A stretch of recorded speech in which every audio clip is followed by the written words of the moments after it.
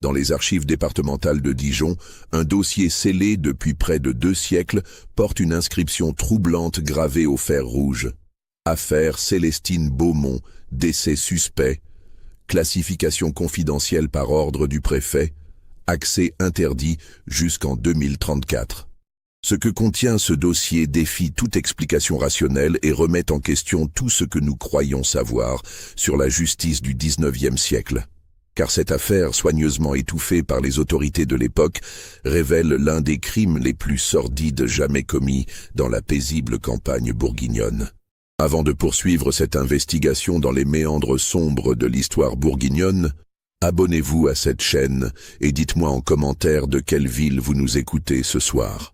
Car ce que vous allez entendre pourrait bien changer votre perception de la vérité historique et vous faire comprendre que certains secrets, même vieux de 2 siècles, n'ont jamais cessé de hanter ceux qui les connaissent.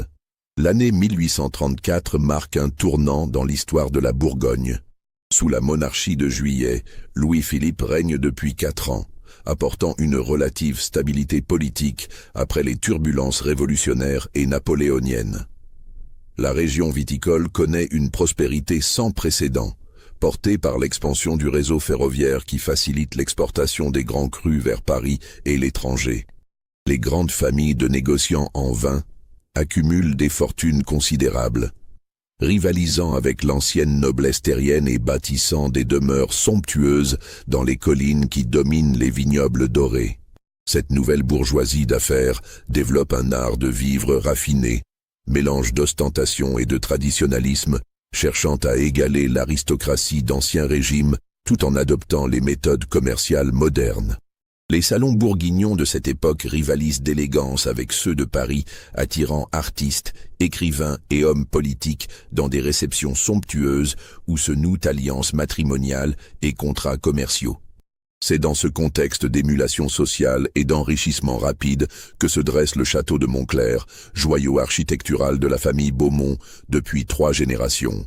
Édifié sur un promontoire rocheux près du village de Saint-Aubin en Beaujolais, ce domaine de 400 hectares s'étend à perte de vue, ses vignes descendant en terrasses parfaitement ordonnées jusqu'à la vallée de la Saône. La demeure elle-même, construite dans le pur style néoclassique entre 1785 et 1790, impose le respect avec ses colonnes de marbre blanc importées de Carrare, ses jardins à la française parfaitement entretenus et ses écuries pouvant abriter 60 chevaux.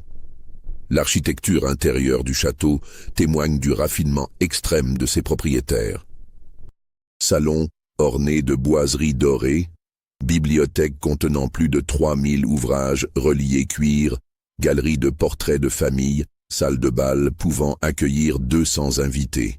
Chaque détail révèle la volonté d'égaler, voire de surpasser, les plus grandes demeures aristocratiques de la région. Maître Antoine Beaumont, patriarche de la famille, règne sur cet empire viticole, avec une autorité absolue qui rappelle celle des seigneurs d'autrefois. Cet homme de 62 ans, au visage taillé à la serpe et aux yeux d'un gris métallique qui semble percer l'âme de ses interlocuteurs, a bâti sa fortune en contractant des alliances commerciales stratégiques avec les cours européennes. Sa réputation de négociateur impitoyable n'a d'égal que sa dévotion apparente aux valeurs traditionnelles de la noblesse terrienne française.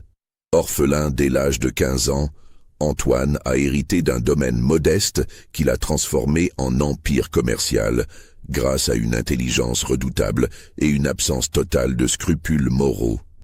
Ces méthodes d'expansion ont toujours suscité des rumeurs dans la région. Rachats forcés de propriétés endettées, prêts usuraires accordés aux petits vignerons, intimidations diverses exercées sur la concurrence. Mais sa richesse et son influence politique lui ont toujours assuré l'impunité. Physiquement impressionnant malgré son âge, Antoine Beaumont mesure près de 6 pieds et conserve la carrure d'un homme habitué aux travaux physiques de sa jeunesse.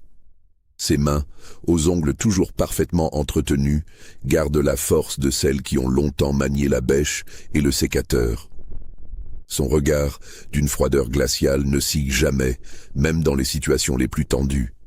Sa voix, grave et posée, porte naturellement l'autorité Et rares sont ceux qui osent le contredire ouvertement. Sa garde-robe, d'une élégance sobre mais coûteuse, se compose exclusivement de vêtements confectionnés par les meilleurs tailleurs de Paris. Il porte invariablement une chevalière en or, gravée aux armes qu'il s'est fait créer. Mélange de symboles viticoles et héraldiques destinés à asseoir sa légitimité sociale. Son épouse, Madame Hélène Beaumont, était réputée pour sa beauté et sa douceur avant sa mort mystérieuse survenue 3 ans plus tôt. Hélène Beaumont, née de Montchenin, appartenait à une ancienne famille de petite noblesse ruinée par la Révolution. Son mariage avec Antoine, en 1814, avait représenté pour elle une chance de retrouver un rang social conforme à sa naissance, tandis qu'il y gagnait un vernis de respectabilité aristocratique. Mais cette union, arrangée selon les convenances de l'époque, s'était rapidement transformée en cauchemar pour la jeune femme. Les domestiques les plus anciens se souviennent encore de la transformation progressive de Madame Hélène.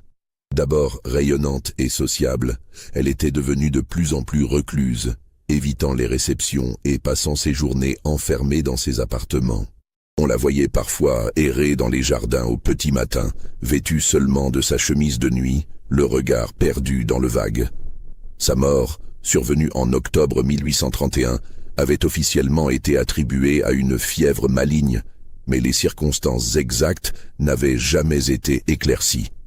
Le docteur Émile Carré, appelé en urgence cette nuit-là, avait semblé profondément troublé après son examen du corps. Plusieurs domestiques l'avaient entendu chuchoter avec maître Antoine dans le bureau de ce dernier, conversation qui s'était achevée par la remise d'une bourse bien garnie au médecin. Depuis lors, le praticien évitait soigneusement d'évoquer les circonstances de cette mort, se contentant de répéter la version officielle avec un air gêné. C'est dans cette atmosphère empoisonnée que grandit Célestine Beaumont, fille unique et héritière de cette fortune bâtie sur tant de zones d'ombre. Âgée de 19 ans en cette fin d'automne 1834, elle représente théoriquement l'orgueil et l'espoir de la lignée. Éduquée dans les meilleures institutions parisiennes, notamment le pensionnat de Madame de Maintenon près des Tuileries, elle maîtrise parfaitement l'anglais, l'italien et le latin. Ses professeurs la décrivent comme une jeune femme d'une intelligence remarquable, dotée d'une curiosité intellectuelle rare pour son époque et son milieu. Célestine possède également des talents artistiques exceptionnels. Elle peint à l'huile avec une maîtrise qui égale celle des portraitistes professionnels, joue du piano avec une sensibilité qui émeut tous ceux qui l'entendent, et compose même quelques pièces musicales d'une mélancolie saisissante. Sa voix d'un timbre cristallin fait merveille dans les salons où elle interprète des airs d'opéra, avec un talent qui lui vaudrait sans doute une carrière lyrique si sa condition sociale le permettait. Physiquement, Célestine frappe par sa beauté atypique qui tranche avec les canons esthétiques de l'époque, grande et élancée, avec des cheveux d'un châtain cuivré qui captent la lumière comme les feuilles d'automne. Elle possède des yeux verts d'une intensité troublante qui semble refléter une âme complexe et passionnée. Son teint, naturellement pâle selon la mode du temps, se colore facilement sous l'effet de l'émotion, révélant une sensibilité à fleur de peau. Mais cette beauté s'accompagne d'un caractère bien trempé qui inquiète son père. Contrairement aux jeunes femmes de son milieu, éduquées dans la soumission et l'effacement, Célestine exprime ses opinions avec une franchise qui déroute ses interlocuteurs. Elle lit passionnément les philosophes des Lumières, s'intéresse aux questions sociales et n'hésite pas à critiquer ouvertement les injustices qu'elle observe autour d'elle. Cette indépendance d'esprit se manifeste également dans ses relations sociales. Alors que les jeunes filles de son rang fréquentent exclusivement leur milieu, Célestine n'hésite pas à converser avec les domestiques, s'enquiert de leurs conditions de vie et va même jusqu'à leur apporter de l'aide en cas de difficulté. Cette attitude, perçue comme dangereusement démocratique par son père, lui vaut l'affection sincère de tous les employés du château. Depuis son retour définitif de Paris, au printemps 1834, Célestine se montre de plus en plus critique envers l'attitude de son père. Elle a découvert, au hasard de conversations surprises et de documents consultés discrètement, certains aspects peu reluisants des méthodes commerciales d'Antoine Beaumont. Cette prise de conscience progressive de la vraie nature de la fortune familiale l'éloigne de plus en plus de son géniteur. Les relations entre père et fille se sont considérablement tendues depuis le retour de la jeune femme. Antoine Beaumont, habitué à exercer une autorité absolue sur son entourage, supporte mal l'attitude indépendante de sa fille. Il multiplie les contraintes et les interdictions, sorties limitées, correspondances surveillées, lectures contrôlées, contacts sociaux filtrés. Cette surveillance oppressante transforme progressivement le château en prison dorée pour Célestine.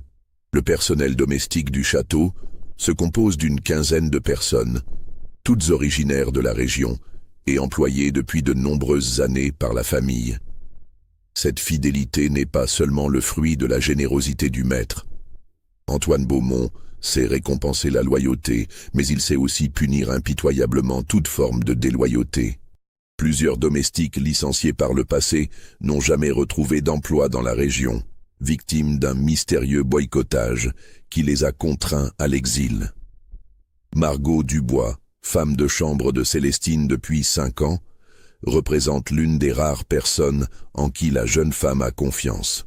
Âgée de 28 ans, cette ancienne ouvrière textile reconvertie dans le service domestique possède une intelligence naturelle et une discrétion à toute épreuve. Son attachement sincère à sa jeune maîtresse l'amène parfois à fermer les yeux sur certaines libertés que se permet Célestine, notamment ses sorties nocturnes dans les jardins du château. Pierre Leblanc, jardinier en chef depuis 15 ans, connaît tous les secrets du domaine. Cet homme de 45 ans, au physique de colosse et au tempérament placide, supervise l'entretien des jardins avec un soin maniaque. Ancien braconnier dans sa jeunesse, il possède une connaissance parfaite de la campagne environnante et de ses moindres recoins. Sa loyauté envers la famille Beaumont ne l'empêche pas d'éprouver une tendresse paternelle pour Célestine, qu'il a vue grandir.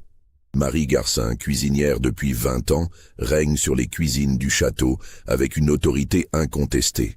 Cette femme de 50 ans, veuve et mère de 3 enfants élevés grâce aux gages versés par Antoine Beaumont, connaît tous les secrets de la famille. Son exceptionnelle mémoire lui permet de se souvenir du moindre détail des événements marquants survenus au château, ce qui en fait un témoin potentiellement dangereux pour quiconque aurait quelque chose à cacher.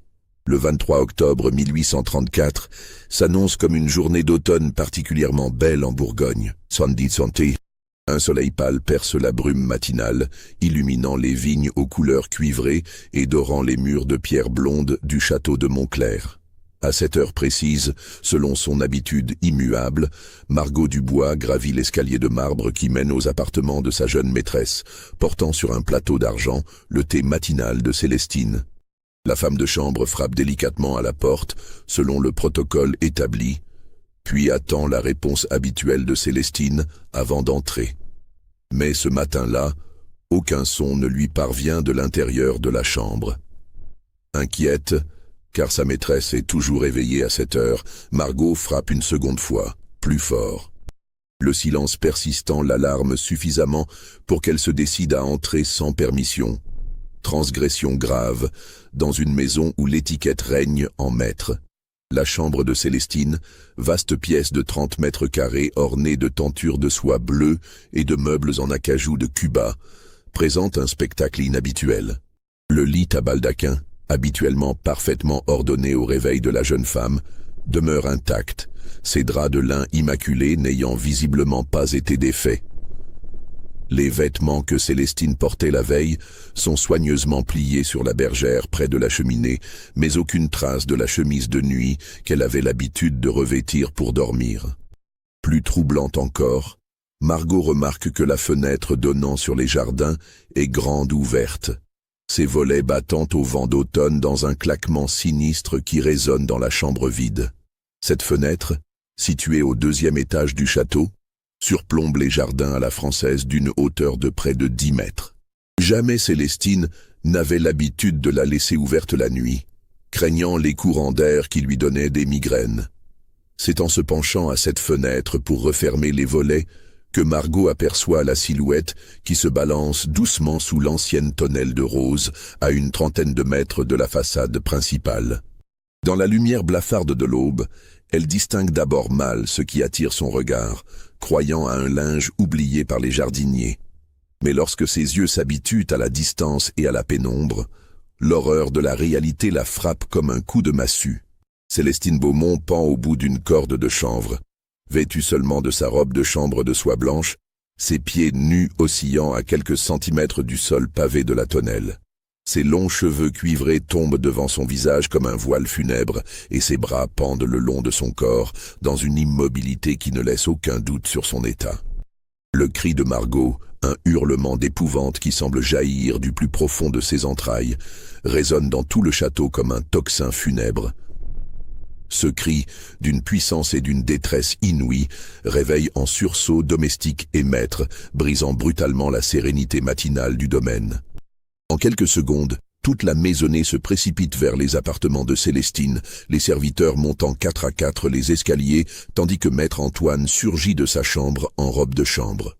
La découverte de la chambre vide et de la fenêtre ouverte confirme rapidement les craintes de tous. Margot, effondrée sur le sol et en proie à une crise de nerfs, ne parvient qu'à balbutier des mots incohérents en désignant la fenêtre d'un doigt tremblant. Pierre Leblanc, arrivé parmi les premiers, se penche à son tour et aperçoit immédiatement le corps qui se balance sous la tonnelle. En quelques minutes, une foule se masse dans les jardins autour du corps de Célestine. Les domestiques, figés par l'horreur et le respect, forment un cercle silencieux autour de la tonnelle, n'osant s'approcher davantage de leur jeune maîtresse. Certains pleurent ouvertement, d'autres murmurent des prières, mais tous semblent pétrifiés par la vision de cette jeune femme qu'ils ont vue grandir et qui gît maintenant dans une immobilité définitive. Maître Antoine, arrivé en hâte après avoir revêtu à la hâte quelques vêtements, ordonne immédiatement qu'on décroche sa fille. Sa voix, habituellement si ferme et autoritaire, tremble légèrement tandis qu'il donne ses instructions. Pierre Leblanc et 2 autres jardiniers s'exécutent avec précaution, soutenant le corps de Célestine pendant qu'un 4e homme coupe la corde. Mais c'est déjà trop tard. La jeune femme est morte, son visage d'une pâleur de cire, ses yeux verts grands ouverts, fixant l'horizon avec une expression d'indicible terreur. L'examen sommaire du corps révèle immédiatement plusieurs détails troublants. Célestine porte sa robe de chambre de soie blanche préférée, celle qu'elle avait l'habitude de revêtir pour ses lectures nocturnes, mais ce vêtement présente des déchirures inexpliquées, notamment au niveau des épaules et de la poitrine. Plus inquiétant encore, des taches sombres maculent le tissu immaculé, taches que l'œil exercé de Marie Garcin identifie immédiatement comme du sang. Les mains de la jeune femme, d'ordinaire si soignées et si blanches, portent des traces de terre fraîche sous les ongles, comme si elle s'était débattue ou avait tenté de se cramponner à quelque chose. Ses poignets montrent également des marques rougeâtres qui évoquent des liens ou des entraves. Détails qui glacent d'effroi tous ceux qui les remarquent. Le visage de Célestine, figé dans la mort, exprime une terreur absolue qui ne correspond pas à l'image de sérénité qu'on associe généralement au suicide par pendaison. Ses traits sont crispés, sa bouche entr'ouverte comme si elle avait tenté de crier, et ses yeux écarquillés semblent fixer un danger invisible qui l'aurait menacée dans ses derniers instants. La corde elle-même présente des particularités étranges. Il s'agit d'un chanvre de bonne qualité, du type de celui utilisé dans les écuries du château, mais elle a été sectionnée avec un instrument tranchant plutôt que nouée de manière traditionnelle. L'extrémité coupée montre des fibres nettes, caractéristiques d'une lame bien affûtée, probablement un couteau de chasse ou un poignard.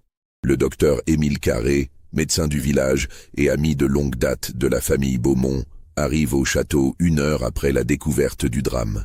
Cet homme de 55 ans, diplômé de la faculté de médecine de Paris et installé en Bourgogne depuis 20 ans, jouit d'une réputation excellente dans toute la région.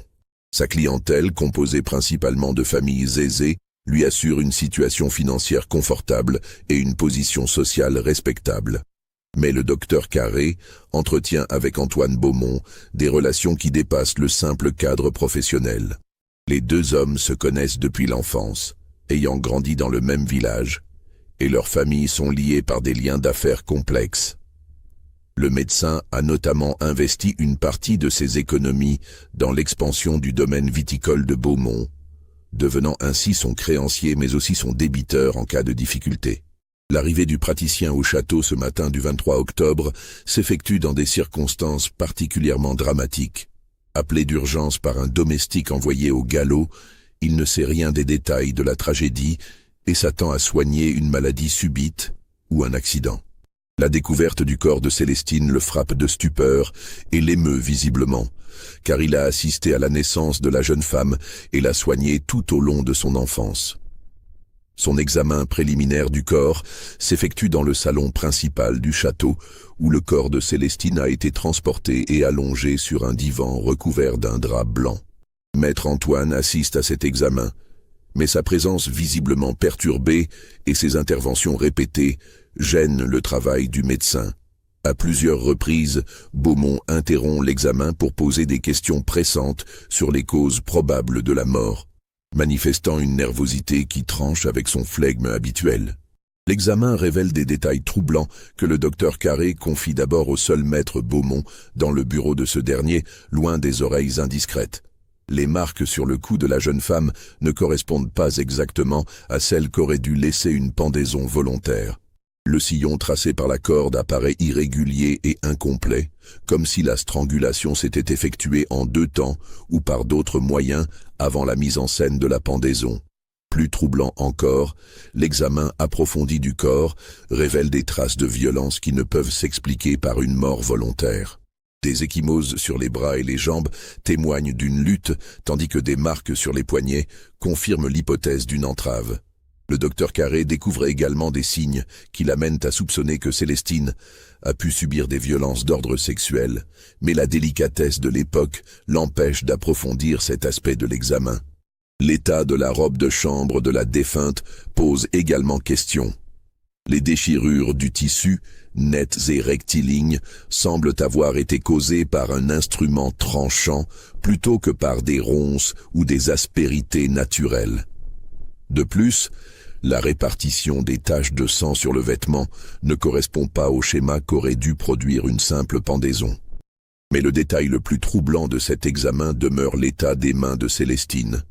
Outre la terre fraîche sous les ongles, le médecin découvre des fibres textiles noires coincées entre les doigts de la jeune femme, fibres qui ne correspondent à aucun des vêtements qu'elle portait ni à aucun tissu présent dans sa chambre. Ces fibres, d'une texture rugueuse caractéristique des étoffes grossières portées par les classes populaires, suggèrent que Célestine a été en contact avec des individus n'appartenant pas à son milieu social. L'examen du visage de la défunte révèle également des anomalies préoccupantes. La coloration de la peau et l'aspect des yeux ne correspondent pas exactement aux symptômes habituels de la mort par strangulation. Le docteur Carré observe notamment une congestion sanguine qui évoque plutôt un empoisonnement ou une suffocation, hypothèse qui compliquerait considérablement l'enquête. Face à ces anomalies multiples, le docteur Carré suggère à Antoine Beaumont de faire appel aux autorités préfectorales pour une enquête approfondie. Selon lui, les circonstances de la mort de Célestine présentent suffisamment d'éléments suspects pour justifier l'intervention de la justice. Il évoque même la possibilité de faire venir un médecin légiste de Dijon pour procéder à un examen plus poussé du corps. Mais Maître Antoine s'oppose catégoriquement à cette suggestion, manifestant une véhémence qui surprend le médecin. « Ma fille était troublée depuis la mort de sa mère », déclare-t-il d'une voix blanche mais ferme. « Elle n'a pas supporté le chagrin et les responsabilités qui l'attendaient.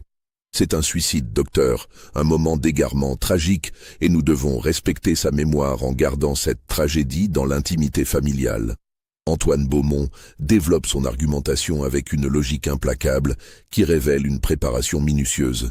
Selon lui, révéler les circonstances troublantes de la mort de sa fille ne servirait qu'à alimenter les ragots et à ternir définitivement la réputation de la famille. Il évoque les conséquences désastreuses qu'aurait un scandale sur ses affaires commerciales, les alliances matrimoniales envisagées pour l'avenir, et même l'impact sur l'économie locale qui dépend largement de la prospérité du domaine viticole. Cette pression psychologique accompagné de la remise discrète d'une bourse bien garnie, finit par convaincre le docteur Carré de rédiger un certificat de décès conforme aux souhaits du maître de maison. Le document officiel, rédigé dans l'après-midi même, attribue la mort de Célestine Beaumont à un suicide par pendaison dans un moment d'aliénation mentale passagère. Mais le médecin, tout en cédant aux pressions de son ami et créancier, prend secrètement des notes détaillées sur les véritables circonstances de l'examen. Ces notes, rédigées en latin pour préserver leur confidentialité, décrivent minutieusement toutes les anomalies observées et les hypothèses qu'elles suggèrent. Le docteur Carré cache ce document dans son cabinet, pressentant qu'il pourrait un jour servir à rétablir la vérité. Les funérailles de Célestine Beaumont ont lieu 2 jours plus tard, le 25 octobre 1834, dans la plus stricte intimité. La cérémonie se déroule dans la chapelle privée du château, petite merveille d'architecture gothique édifiée au XVIe siècle et récemment restaurée aux frais d'Antoine Beaumont. Seuls quelques proches et les domestiques du château assistent à l'office, célébré par l'abbé Roussel, curé de Saint-Aubin depuis 15 ans. L'abbé Roussel, homme de 60 ans à la piété sincère mais à la personnalité faible, se trouve dans une position délicate. Officiellement, il doit célébrer les obsèques d'une suicidée, ce qui pose des problèmes canoniques considérables selon la doctrine catholique de l'époque. Mais la générosité d'Antoine Beaumont envers la paroisse et la pression exercée par ce dernier l'amènent à fermer les yeux sur ses considérations théologiques. Chose inhabituelle qui frappe tous les participants, le cercueil demeure hermétiquement fermé pendant toute la durée de l'office sur ordre express du père. Antoine Beaumont justifie cette décision par l'état du corps qui ne permet pas l'exposition. Explication qui suscite des murmures inquiets parmi l'assistance. Traditionnellement, les défunts de cette condition sociale sont exposés dans un cercueil ouvert permettant aux proches et aux domestiques de leur rendre un dernier hommage. L'office lui-même se déroule dans une atmosphère pesante et lugubre. L'abbé Roussel, visiblement mal à l'aise, expédie les prières rituelles sans conviction, évitant soigneusement les passages de la liturgie qui évoquent l'espoir de résurrection ou la miséricorde divine. Son homélie, d'une brièveté inhabituelle, se contente d'évoquer la jeunesse de la défunte et les épreuves que Dieu impose parfois aux âmes les plus pures. Antoine Beaumont, vêtu d'un strict costume noir, conserve pendant toute la cérémonie un visage de marbre qui ne laisse transparaître aucune émotion. Cette attitude, si elle correspond aux convenances de l'époque pour un homme de son rang, surprend néanmoins ceux qui connaissent l'affection qu'il portait officiellement à sa fille unique. Plusieurs domestiques remarquent que ses yeux demeurent parfaitement secs, alors que tous les autres participants pleurent ouvertement. L'inhumation s'effectue dans le caveau familial, situé dans le cimetière du village. Monument de marbre noir surmonté d'un ange aux ailes déployées. Mais là encore, Antoine Beaumont prend des dispositions inhabituelles. Il fait sceller définitivement le cercueil avec du plomb fondu, méthode généralement réservée aux cas de maladies contagieuses, et ordonne que la tombe soit murée immédiatement après la cérémonie. Ces précautions exceptionnelles achèvent de convaincre les habitants du village que la mort de Célestine cache des aspects inavouables. Les langues se délient rapidement, d'abord à mots couverts, puis de plus en plus ouvertement. Les commérages se propagent de maison en maison, de taverne en église, créant une rumeur sourde mais persistante qui empoisonne l'atmosphère du bourg.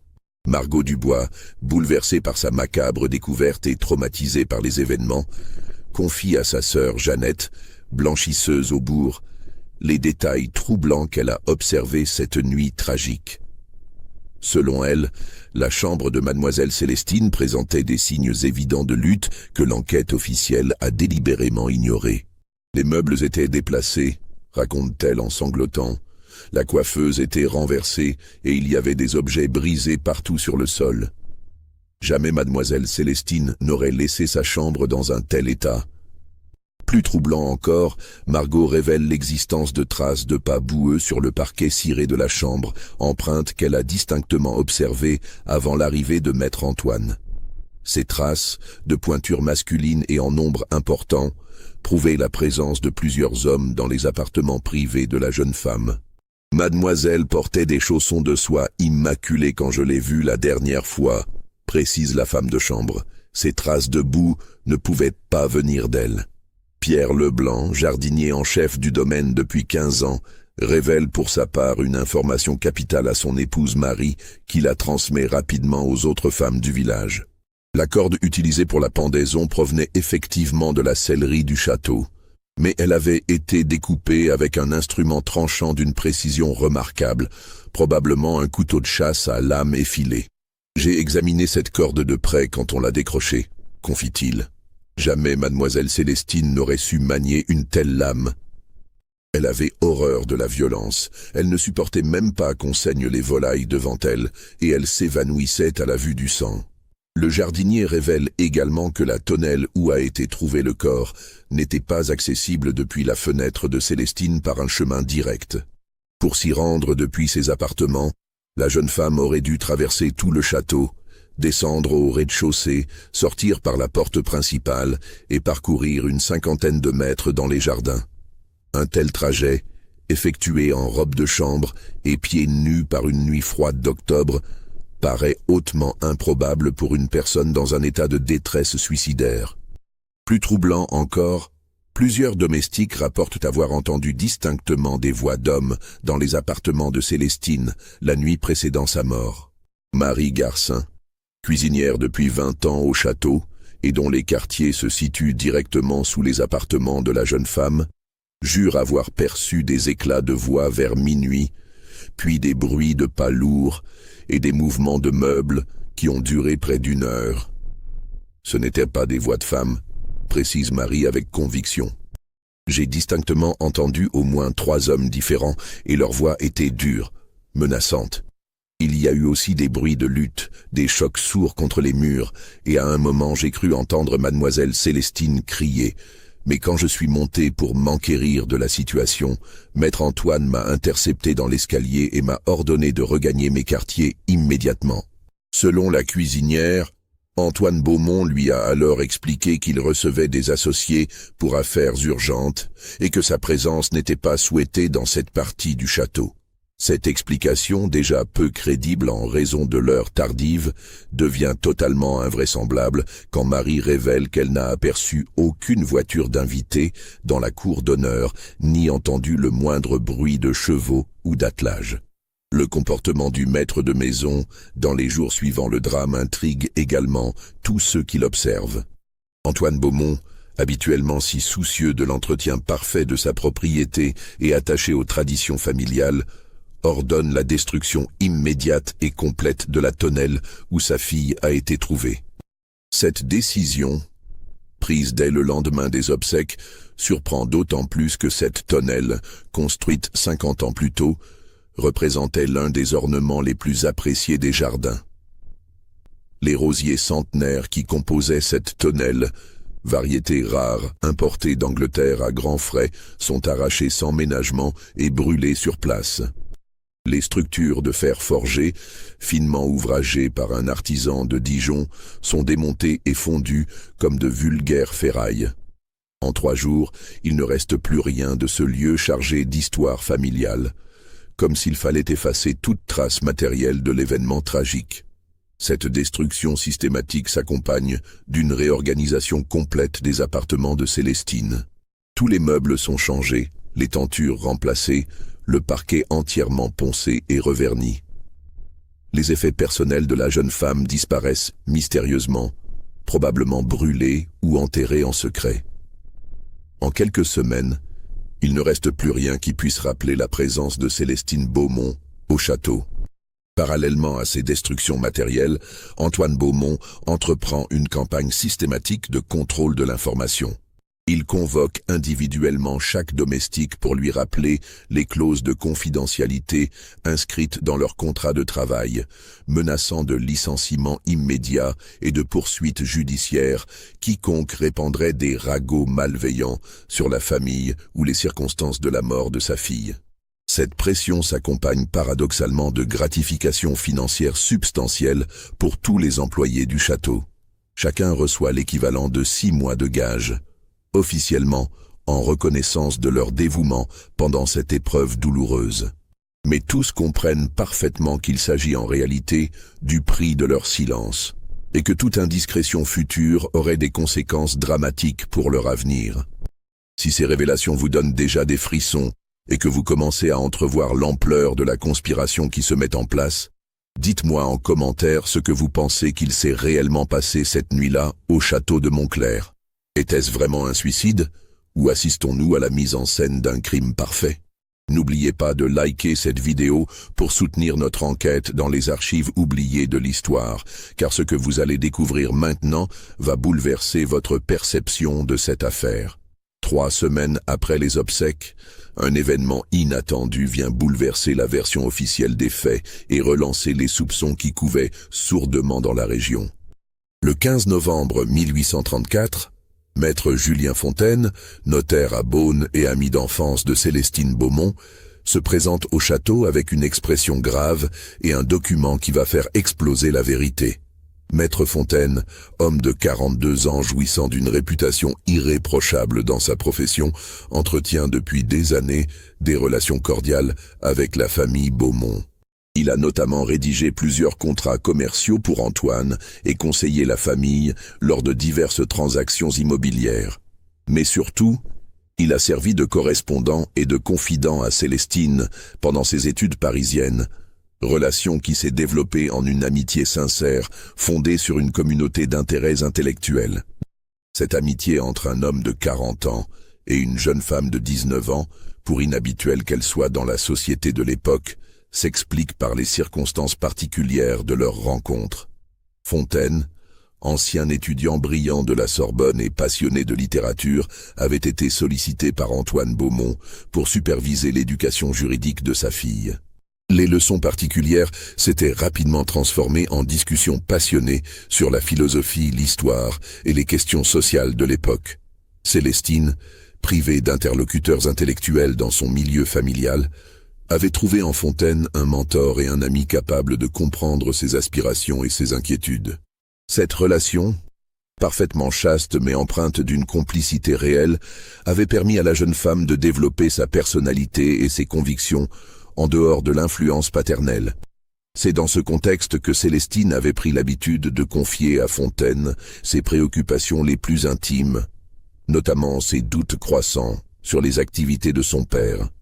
Le notaire, homme de principe mais soucieux de discrétion professionnelle, avait longtemps joué le rôle de confident sans intervenir directement dans les affaires familiales des Beaumont. Mais la lettre qu'il apporte ce 15 novembre change radicalement la donne. Ce document, rédigé de l'écriture délicate de Célestine sur papier à en-tête du château, lui avait été confié par la jeune femme lors de leur dernière entrevue, quelques jours seulement avant sa mort. Elle l'avait accompagné d'instructions précises et solennelles. S'il m'arrivait quelque chose d'inexpliqué, ou si je venais à mourir dans des circonstances suspectes, remettez ce pli aux autorités compétentes sans délai. La lettre, datée du 18 octobre 1834, soit 5 jours avant la mort de Célestine, révèle un aspect totalement méconnu de sa personnalité et de sa situation familiale. Elle y décrit avec une précision glaçante les pressions constantes exercées par son père pour qu'elle épouse Henri de Montbrison, négociant en vin de 45 ans, établi dans la région de Mercurey, veuf et père de 3 enfants. Cette union arrangée, qui rapprocherait considérablement les 2 plus importantes maisons viticoles de Bourgogne, représente pour Antoine Beaumont l'aboutissement de 20 années de manœuvres commerciales minutieusement orchestrées. Le mariage permettrait de créer un véritable monopole sur le commerce des vins fins entre Beaune et Mâcon, contrôlant à la fois la production, la distribution et l'exportation vers les marchés européens. Mais Célestine révèle dans sa missive qu'elle a découvert la véritable nature de son futur époux et les méthodes qu'il emploie pour développer son empire commercial. En fouillant discrètement dans les papiers familiaux conservés dans le bureau de son père, elle a mis au jour des correspondances compromettantes entre Henri de Montbrison et plusieurs familles de propriétaires viticoles de la région. Ces documents révèlent un système d'acquisition frauduleuse particulièrement sophistiqué. Montbrison identifie d'abord les propriétaires en difficulté financière, souvent des veuves ou des héritiers inexpérimentés, puis leur accorde des prêts à des taux usuraires déguisés en avance sur récolte. Quand les débiteurs se trouvent dans l'impossibilité de rembourser, il les contraint à lui céder leurs terres pour des sommes dérisoires, souvent inférieures au quart de leur valeur réelle. Mais les révélations de Célestine vont bien au-delà de ces pratiques commerciales déloyales. Selon elle, plusieurs de ces transactions litigieuses ont été accompagnées de menaces explicites, d'intimidation physique et même de violences caractérisées contre les propriétaires récalcitrants. Elle cite notamment le cas de Paul Chabert, vigneron de Centenay, qui avait refusé de céder sa propriété familiale et qui avait mystérieusement disparu l'année précédente après avoir reçu plusieurs visites nocturnes d'hommes armés. Plus choquant encore, Célestine évoque le sort de Madame Angélique Rousseau, veuve propriétaire d'un domaine de 15 hectares près de Pommard, qui s'était opposée fermement aux pressions de Montbrison. Cette femme de 50 ans, mère de 2 enfants en bas âge, avait été retrouvée morte dans son cellier en mars 1834, officiellement victime d'un accident. Mais selon les informations recueillies par Célestine, plusieurs témoins avaient aperçu des cavaliers suspects rôdant autour de la propriété les jours précédant le drame. « Mon père sait tout cela », écrit Célestine avec une lucidité douloureuse. Il ferme les yeux sur les méthodes de Monsieur de Montbrison, parce que leur association lui permettra de contrôler la majeure partie du commerce viticole entre Beaune et Mâcon. Cette alliance représente pour lui l'aboutissement de toute une vie d'ambition, et il est prêt à sacrifier ma conscience et mon honneur pour la réaliser. La jeune femme révèle également qu'elle a tenté à plusieurs reprises de faire entendre raison à son père, lui exposant les preuves qu'elle avait rassemblées et le suppliant de rompre ses liens avec Montbrison. Mais Antoine Beaumont a rejeté ses supplications avec une froideur qui a définitivement ouvert les yeux de sa fille sur sa véritable nature. « Moi, je ne peux accepter d'être complice de telles ignominies, » poursuit la lettre. « Ma conscience me interdit d'épouser un homme dont les mains sont tachées de sang, et mon honneur m'empêche de fermer les yeux sur les souffrances qu'il a causées. J'ai donc décidé de révéler publiquement la vérité sur ses agissements, quelles qu'en soient les conséquences pour notre famille et pour moi-même. » Célestine explique dans sa lettre qu'elle a constitué un dossier complet sur les activités criminelles de Montbrison, rassemblant témoignages, correspondances compromettantes et preuves matérielles. Ce dossier, caché dans un endroit sûr, devait être remis aux autorités judiciaires le 25 octobre, soit 2 jours après sa mort tragique. La lettre se termine par une phrase glaçante qui résonne comme une prophétie sinistre. « Si je venais à mourir brutalement ou dans des circonstances inexpliquées avant cette date, sachez que ce ne sera ni un accident, ni un suicide. Mon père et Henri de Montbrison ont trop à perdre pour me laisser parler, et ils sont tous deux capables du pire pour préserver leurs intérêts.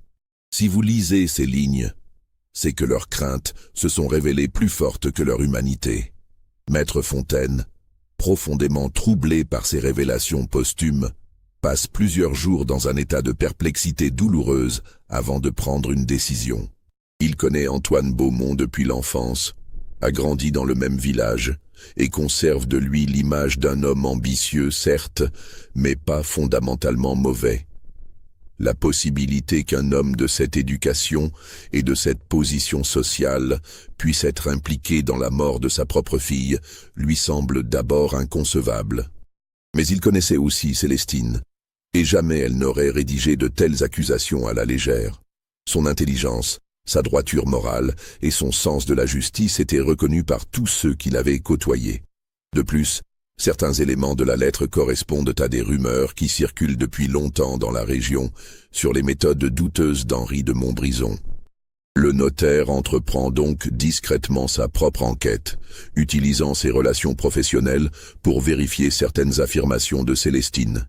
Il découvre rapidement que les disparitions évoquées par la jeune femme sont réelles et que les circonstances entourant ces décès présentent effectivement des aspects troublants que les enquêtes officielles ont délibérément négligés.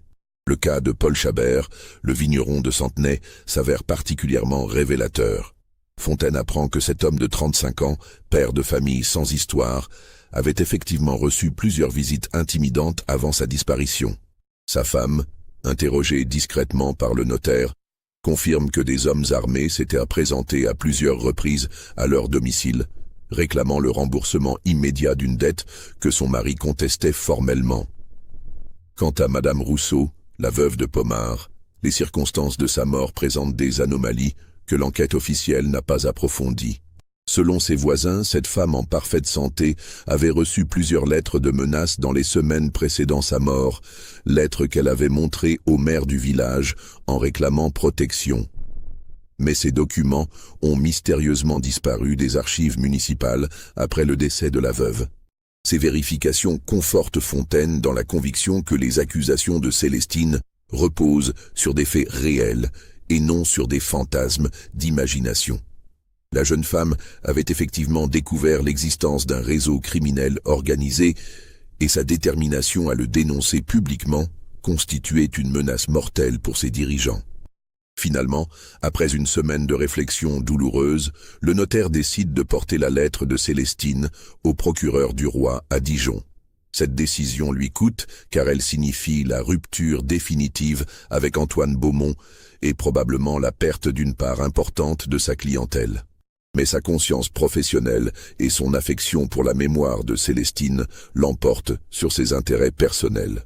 Quand il se présente au palais de justice de Dijon, le 22 novembre 1834, Fontaine apprend qu'une enquête discrète a déjà été ouverte sur la mort de Célestine Beaumont, à la demande du préfet lui-même.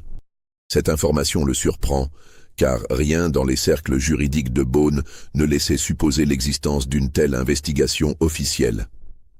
L'affaire a été confiée à l'inspecteur Alphonse Durand, fonctionnaire de 40 ans attaché à la préfecture de Côte-d'Or, ancien gendarme devenu enquêteur civil et réputé pour sa ténacité et son incorruptibilité. Cet homme, fils de paysan bourguignon, a gravi les échelons de l'administration grâce à son intelligence naturelle et son dévouement au service de l'État.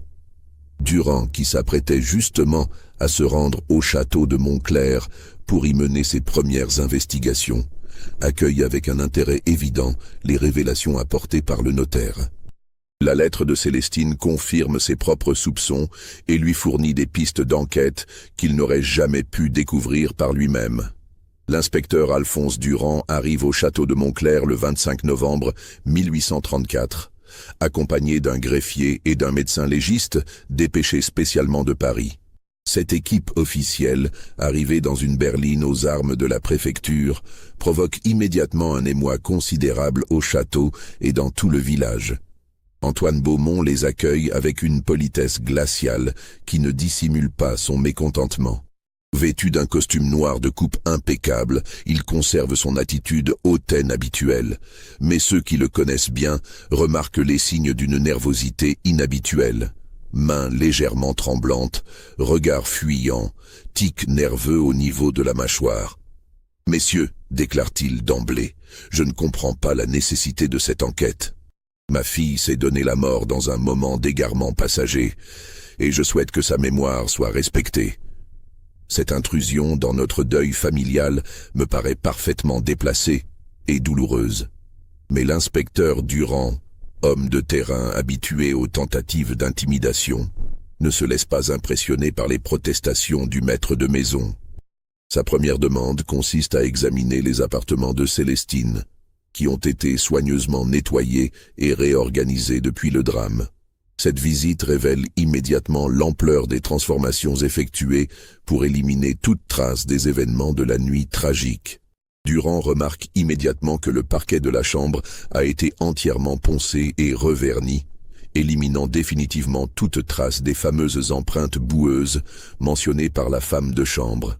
Cette rénovation, effectuée en urgence quelques jours seulement après la mort de Célestine, paraît suspecte dans ses modalités et son timing. Plus troublant encore, l'examen minutieux de la pièce révèle que plusieurs éléments de mobilier ont été changés. Selon Margot Dubois, interrogée discrètement par l'enquêteur, La coiffeuse en acajou de Célestine présentait plusieurs éclats et rayures profondes après la nuit du drame, marque qui évoquait des impacts violents. Ce meuble a depuis été remplacé par une pièce identique mais neuve, l'original ayant vraisemblablement été détruit. L'examen de la fenêtre donnant sur les jardins révèle également plusieurs anomalies préoccupantes. Le rebord de pierre présente des éraflures fraîches, comme si quelqu'un l'avait enjambé précipitamment ou en force. De plus, le médecin légiste découvre, coincé entre deux pierres de l'embrasure, un fragment de tissu noir de texture grossière qui ne correspond à aucun des vêtements de la défunte. Ce fragment textile, analysé minutieusement, révèle des caractéristiques qui confirment les soupçons de l'enquêteur. Il s'agit d'un drap de laine épaisse, du type de celui porté par les classes populaires, tissu teint avec des colorants bon marché qui laissent des traces caractéristiques. Cette découverte suggère fortement la présence d'individus étrangers au milieu social de Célestine dans ses appartements la nuit de sa mort. Plus troublant encore, l'inspection de la garde-robe de Célestine révèle la disparition de plusieurs effets personnels importants. Margot Dubois, interrogée en privé par l'inspecteur, dresse la liste des objets manquants. Un coffret de bijoux en acajou contenant les perles de famille, un carnet de cuir rouge dans lequel la jeune femme consignait ses pensées intimes, plusieurs lettres personnelles et surtout un dossier de documents que Célestine conservait dans un tiroir secret de son secrétaire. Ce dossier, selon la femme de chambre, contenait des papiers que sa maîtresse consultait fréquemment ces derniers temps et qu'elle gardait avec un soin particulier. Mademoiselle passait des heures à étudier ces documents, confie Margot. Elle prenait des notes, recopiait certains passages et paraissait de plus en plus préoccupée au fur et à mesure de ses recherches. L'enquête s'étend ensuite aux domestiques du château, tous interrogés individuellement et minutieusement par l'inspecteur. Malgré les pressions exercées par Antoine Beaumont et les menaces de licenciement, plusieurs d'entre eux confirment avoir entendu des bruits inhabituels la nuit du drame, mais leurs témoignages divergent sur les détails, révélant soit des différences de perception, soit des tentatives de dissimulation. Marie Garcin, la cuisinière, maintient sa version des faits avec une conviction qui impressionne l'enquêteur. Elle décrit précisément les voix d'hommes qu'elle a entendues, les bruits de lutte et surtout l'intervention d'Antoine Beaumont qui l'a empêché de monter aux étages nobles. Son témoignage, corroboré par des détails précis sur les horaires et la durée des incidents, paraît parfaitement crédible. Pierre Leblanc, le jardinier, apporte un élément décisif à l'enquête en révélant une découverte qu'il avait gardée secrète par peur des représailles. En fouillant la terre meuble près de l'ancien emplacement de la tonnelle, il a découvert, enterré à faible profondeur, le coffret de bijoux de Célestine. Mais celui-ci était vide, et ses serrures en cuivre avaient été forcées à l'aide d'un outil métallique, probablement un poinçon ou un ciseau de précision.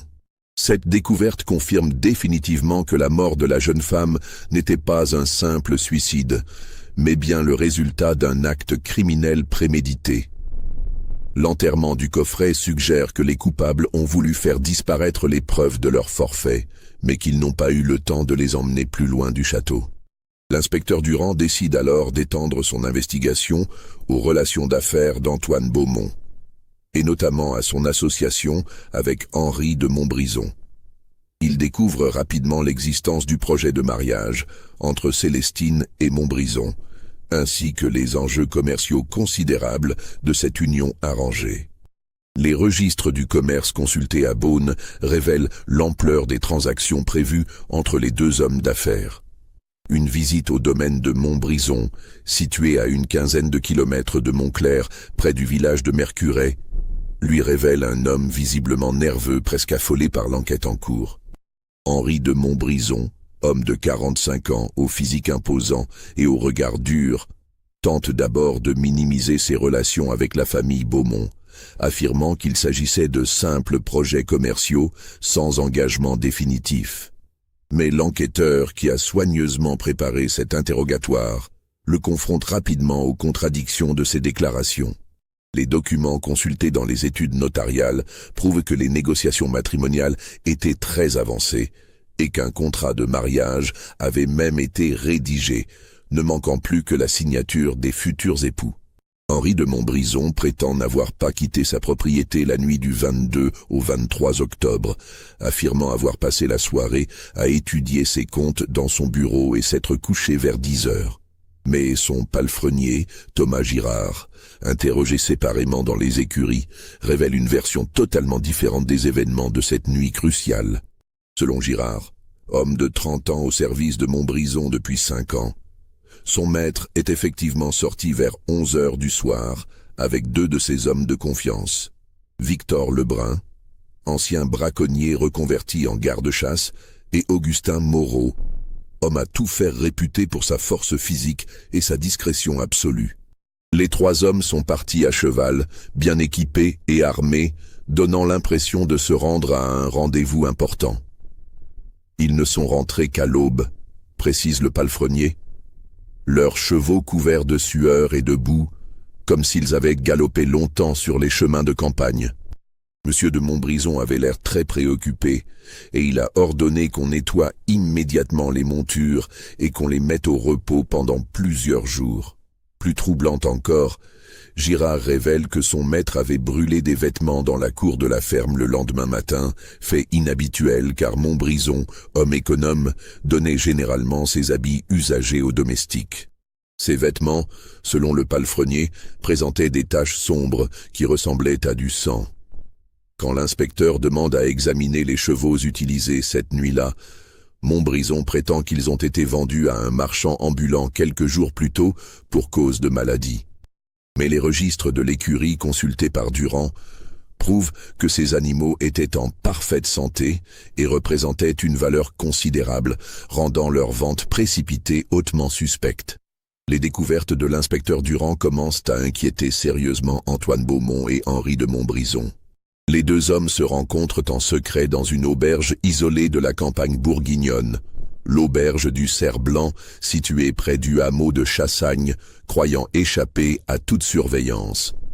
Mais l'enquêteur, soupçonnant une entente entre eux, a posté discrètement un de ses hommes, le brigadier Théophile Martin, près de l'établissement. Ce que révèle cet espionnage dépasse toutes les attentes et confirme les pires soupçons de Durand. D'après le rapport détaillé du guetteur, caché derrière les écuries de l'auberge, les 2 négociants évoquent explicitement l'accident de Célestine et la nécessité urgente de faire disparaître les dernières preuves compromettantes. La conversation, menée à voix basse mais suffisamment audible pour l'espion posté à proximité, révèle l'ampleur de leur complicité criminelle. Henri de Montbrison semble particulièrement nerveux et reproche amèrement à Antoine Beaumont de l'avoir entraîné dans cette affaire sordide qui risque de nous perdre tous les 2. Il évoque avec angoisse les questions insistantes de l'inspecteur et craint que leur version des faits ne résiste pas longtemps à un interrogatoire serré. « Votre fille en savait trop », lâche-t-il avec amertume, « et vous m'aviez assuré qu'elle garderait le silence. » Le père de Célestine lui répond avec une froideur glaciale qui révèle sa véritable nature. La petite était devenue incontrôlable. Elle menaçait de tout révéler publiquement et de remettre notre dossier aux autorités. Nous n'avions pas d'autre choix que de la faire taire définitivement. Cette phrase, rapportée mot pour mot par le brigadier Martin, constitue un aveu explicite de culpabilité qui glace le sang de l'inspecteur Durand. Plus choquant encore, la conversation fait allusion à d'autres problèmes réglés de la même manière par le passé. Montbrison évoque notamment le vigneron de Centenay qui posait trop de questions sur nos méthodes, et cette veuve de Pomard qui refusait obstinément de vendre sa propriété.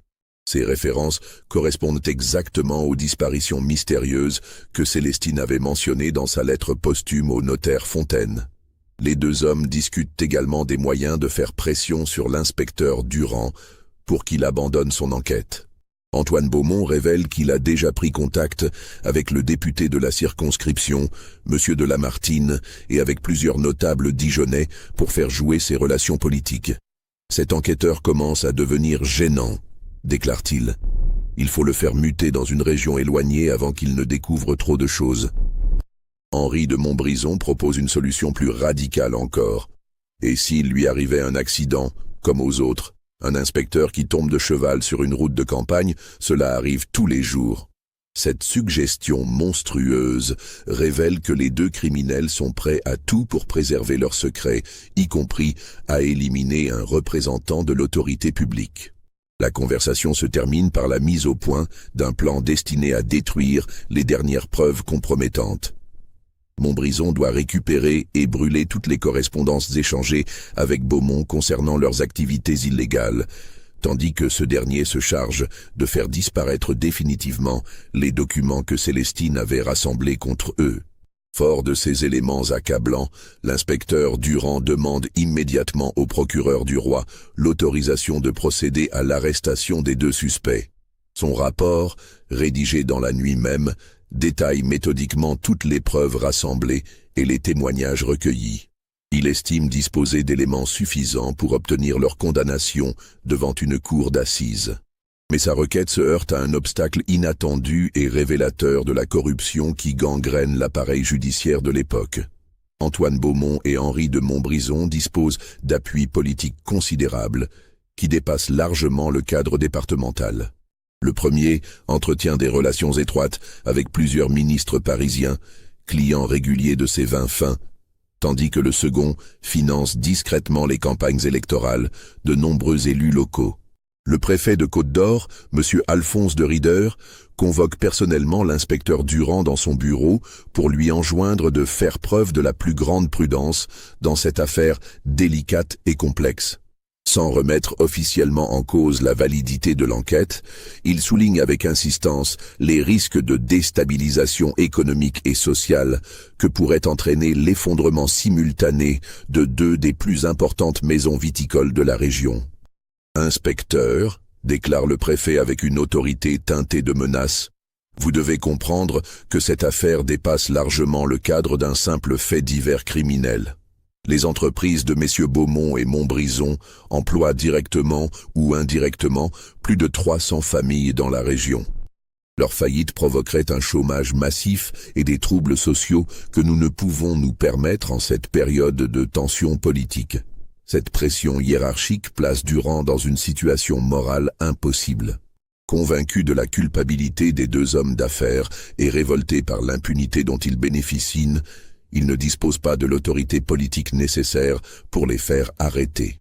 Pire encore, il apprend par des indiscrétions dans les couloirs de la préfecture que des fuites concernant son enquête ont alerté les suspects, qui ont eu largement le temps de détruire les preuves les plus compromettantes.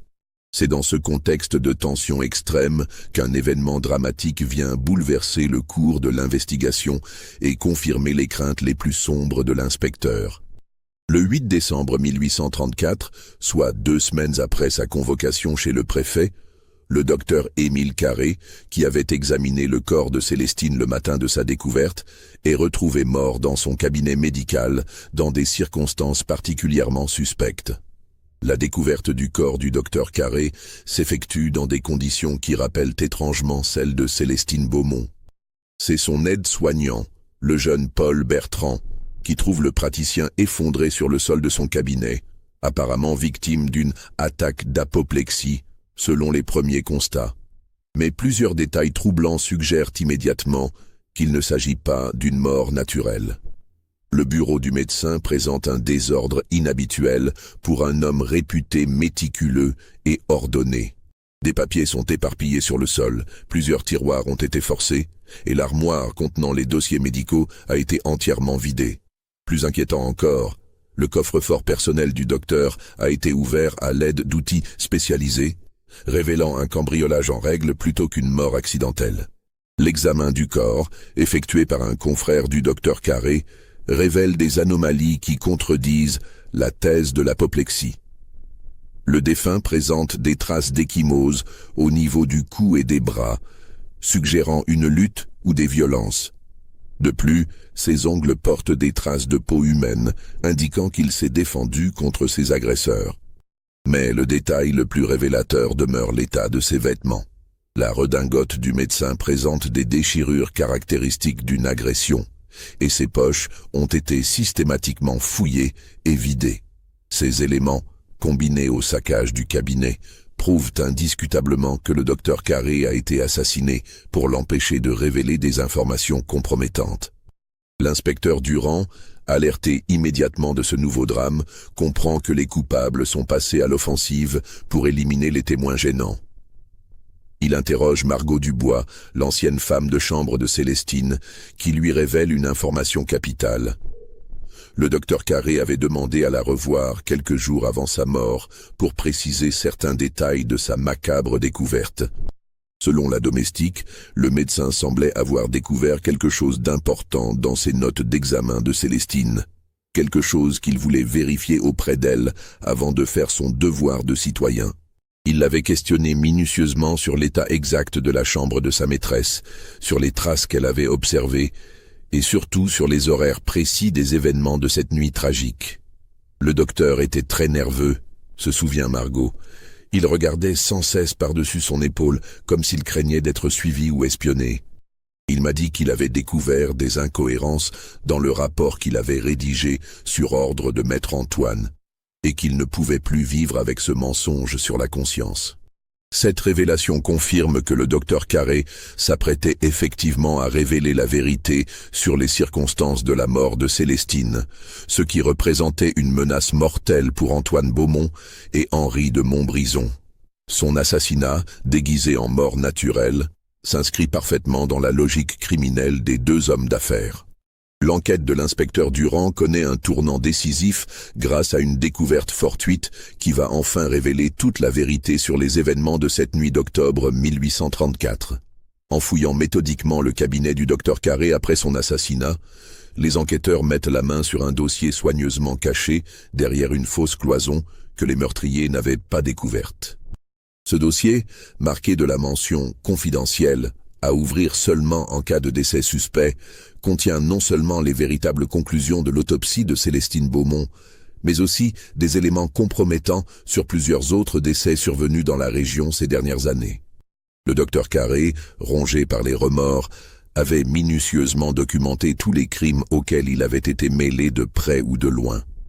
Le rapport médical authentique sur la mort de Célestine révèle une vérité encore plus atroce que tout ce que l'inspecteur avait pu imaginer. La jeune femme n'est pas morte par pendaison, mais par strangulation manuelle exercée par des mains puissantes. Les marques sur son cou correspondent parfaitement aux empreintes de doigts masculins, et l'examen approfondi de son corps avait révélé des traces indiscutables de violence sexuelle que le docteur Carré avait initialement dissimulées sur ordre d'Antoine Beaumont. Mais le dossier contient une révélation encore plus glaçante qui explique les véritables motivations du crime. Selon les notes détaillées du médecin, rédigées en latin pour préserver leur confidentialité, Célestine était enceinte de 3 mois au moment de sa mort.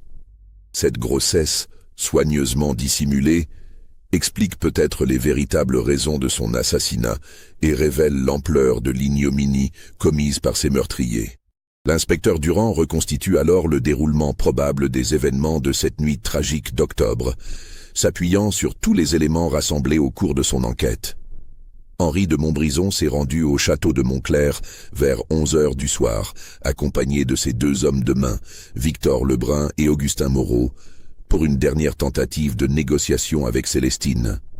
La jeune femme, forte des preuves qu'elle avait rassemblées contre les activités criminelles de Montbrison et déterminée à les révéler publiquement, a non seulement refusé d'épouser cet homme, mais a également révélé qu'elle portait un enfant dont Montbrison était vraisemblablement le père. Cette révélation explosive, fruit d'un viol commis quelques mois plus tôt lors d'une visite officielle au château, représentait une menace mortelle pour la réputation de l'homme d'affaires. Fou de rage et craignant la ruine complète de sa position sociale, Montbrison a tenté de violenter à nouveau la jeune femme pour lui extorquer la remise des documents compromettants qu'elle détenait contre lui. Célestine s'est courageusement débattue, renversant des meubles et tentant d'alerter les domestiques par ses cris désespérés. C'est alors que Montbrison, aidé de ses complices, l'a étranglée de ses propres mains avant de mettre en scène un suicide par pendaison pour dissimuler son crime. Antoine Beaumont Confronté aux faits accomplis et craignant que le scandale n'éclabousse toute sa famille, a choisi de couvrir le crime plutôt que de voir son nom et celui de sa lignée traîner dans la boue.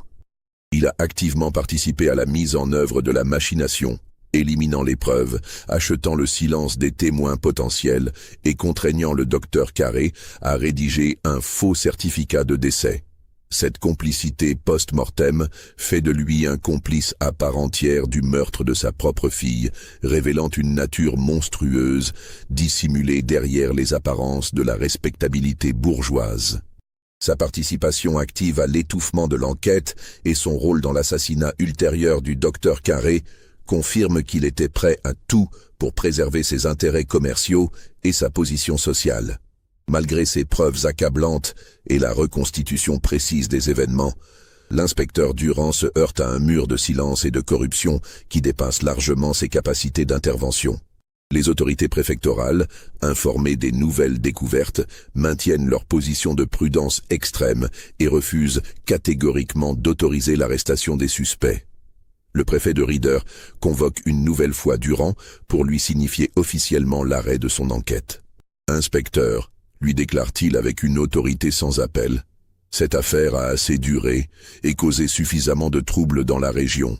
Les éléments que vous avez rassemblés sont certes troublants, mais ils ne constituent pas des preuves suffisantes pour justifier des poursuites contre des hommes d'affaires de cette respectabilité.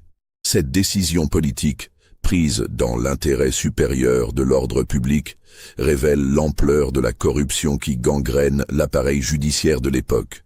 Antoine Beaumont et Henri de Montbrison, protégés par leurs relations et leur influence économique, ne seront jamais inquiétés officiellement pour leurs crimes. » L'inspecteur Durand, écœuré par cette parodie de justice et révolté par l'impunité accordée aux puissants, rédige un rapport détaillé de son enquête qu'il fait parvenir secrètement au ministre de la Justice à Paris. Ce document de 40 pages, accompagné de toutes les pièces à conviction rassemblées, expose méthodiquement la vérité sur l'assassinat de Célestine Beaumont et dénonce la corruption des autorités locales.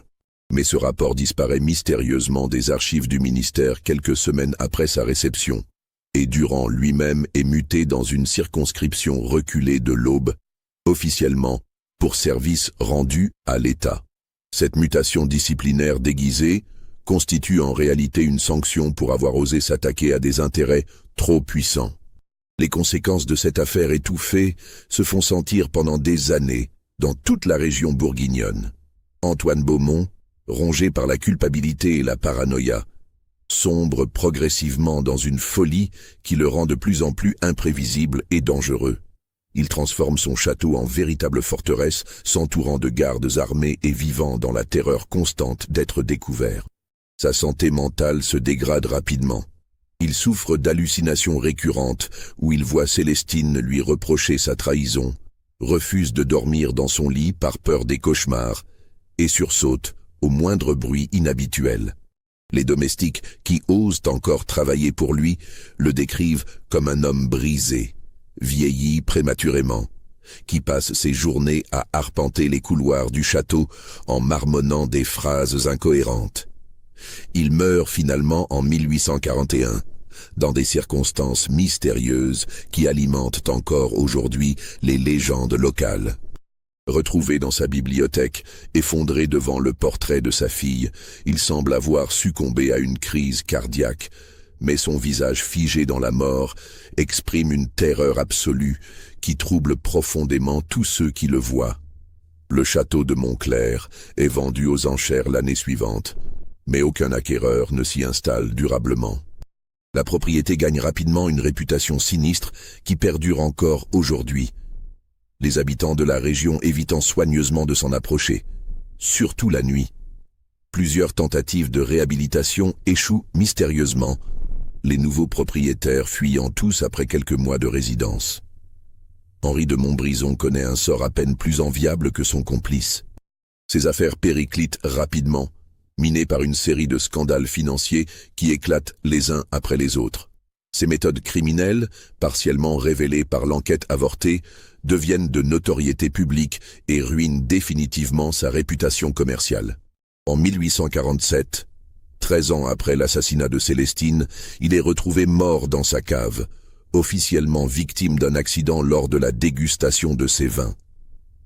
Mais les vignerons de la région murmurent qu'il s'agit en réalité d'un empoisonnement, perpétré par les familles des victimes de ces exactions passées qui ont fini par obtenir leur vengeance. Quant aux complices et témoins directs de cette tragédie, ils disparaissent un à un dans des circonstances mystérieuses qui révèlent l'ampleur du réseau criminel démantelé. Victor Lebrun et Augustin Moreau, les hommes de main de Montbrison, sont retrouvés morts dans un incendie accidentel de grange en 1845. Margot Dubois, terrifiée par les menaces qu'elle reçoit régulièrement, émigre précipitamment en Amérique en 1835 avec l'aide discrète de l'inspecteur Durand. Pierre Leblanc, le jardinier qui avait découvert le coffret enterré, meurt dans l'incendie accidentel de sa chaumière en 1836, quelques jours seulement après avoir confié à sa femme qu'il avait l'intention de témoigner publiquement de ce qu'il avait vu. Marie Garcin, la cuisinière, disparaît mystérieusement en 1838 alors qu'elle se rendait au marché de Beaune, et son corps ne sera jamais retrouvé. Seul Maître Fontaine, le notaire qui avait révélé la lettre posthume de Célestine, parvient à échapper à cette hécatombe en s'exilant définitivement en Suisse dès 1835. Mais même dans sa retraite helvétique, il vit dans la terreur constante d'être rattrapé par les conséquences de son témoignage, ne sortant jamais sans escorte armée et changeant régulièrement de domicile. Les archives départementales de Dijon conservent encore aujourd'hui le dossier scellé de l'affaire Célestine Beaumont, document de plus de 300 pages qui constitue l'un des témoignages les plus troublants de la corruption judiciaire du XIXe siècle. Ce dossier, classé secret d'État depuis 1834, ne devrait théoriquement être accessible au public qu'en 2034, conformément aux règles de prescription centenaire. Mais des rumeurs persistantes évoquent la disparition mystérieuse de certaines pièces essentielles du dossier, notamment les témoignages originaux des domestiques, le rapport d'autopsie authentique du docteur Carré, et surtout la lettre posthume de Célestine qui contenait les preuves les plus accablantes contre ses meurtriers. Ces documents auraient été subtilisés dans les années 1920 par des descendants des familles impliquées, soucieux de préserver définitivement leur réputation. La région de Saint-Aubin en Beaujolais garde encore aujourd'hui les stigmates invisibles de ce drame oublié. Le château de Montclair, après avoir changé de propriétaire une quinzaine de fois en un siècle et demi, a été finalement transformé en musée viticole dans les années 1980. Mais les guides touristiques évitent soigneusement d'évoquer l'histoire tragique de Célestine Beaumont, préférant se concentrer sur les aspects techniques de la viticulture bourguignonne et l'architecture néoclassique de la demeure. Pourtant, les habitants les plus anciens du village se souviennent encore des récits transmis par leurs aïeux, légendes familiales chuchotées de génération en génération, malgré les tentatives d'étouffement officielles. Ils parlent d'une jeune femme innocente, sacrifiée sur l'autel de l'ambition et de la cupidité masculine, et dont l'âme n'aurait jamais trouvé le repos éternel. Certains prétendent même apercevoir parfois, par les nuits d'automne brumeuses qui rappellent celles de sa mort, une silhouette en robe blanche qui erre dans les ruines de l'ancienne tonnelle, cherchant éternellement la justice qui lui a été refusée. Ces apparitions, attestées par de nombreux témoins au fil des décennies, alimentent une légende locale qui maintient vivace le souvenir de Célestine malgré tous les efforts pour l'effacer. L'affaire Célestine Beaumont illustre tragiquement les dérives d'une époque où la fortune et les relations sociales pouvaient faire taire la justice la plus élémentaire. Elle révèle aussi la vulnérabilité des femmes dans une société patriarcale où leur parole valait moins que les intérêts économiques masculins et où leur corps même n'était qu'un enjeu dans les stratégies d'alliance entre familles puissantes. Cette histoire, longtemps occultée par la honte et l'omerta familiale, mérite d'être racontée pour honorer la mémoire d'une victime dont le courage et la détermination ont payé le prix ultime. Car au-delà du drame personnel de Célestine, c'est toute une époque et tout un système social qui se trouve mis en accusation par cette affaire. L'histoire de cette jeune femme de 19 ans, assassinée pour avoir voulu faire triompher la vérité et la justice, résonne encore aujourd'hui comme un avertissement contre les dangers de l'impunité et du silence complice.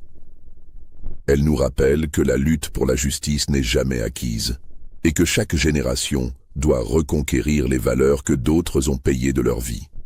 Vous venez d'entendre l'une des affaires criminelles les plus troublantes et les mieux dissimulées du 19e siècle français, une histoire vraie, soigneusement étouffée pendant près de 2 siècles par la corruption et les intérêts politiques. Pensez-vous que toute la vérité ait été révélée sur la mort de Célestine Beaumont? Que cachent encore les archives scellées de Dijon? Cette jeune femme courageuse a-t-elle vraiment obtenu justice, même posthume?